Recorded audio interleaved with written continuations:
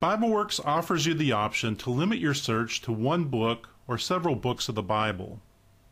To do so, choose Search on the main menu, then choose Set Search Limits. Click on the radio button to limit the search using the book selected here. Clear the checkbooks by clicking on the button Clear All. Now use the scroll bar to scroll down to the book or books that you wish to search.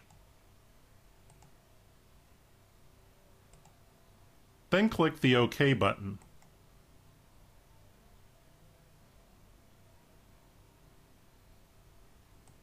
Now when you search for a word,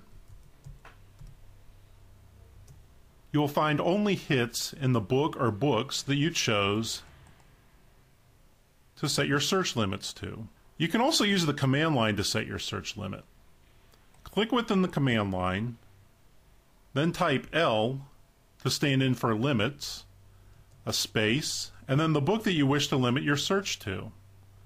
I've typed in L space MAT to limit my search to Matthew. Now hit Enter on your keyboard.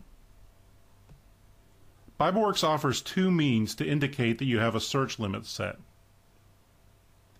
Notice the first box on the Command Line Versions button. It is turned yellow to indicate that I have a search limit set. Also notice the status bar. Under Limits, it says CL-MAT, indicating that the command line has a search limit for Matthew. Now when I search for a word, my search results are only in the book of Matthew. There are two ways to remove search limits. From the menu, go to Search, Set Search Limits, then check the radio button Do Not Apply Any Limits to the Search, and click OK.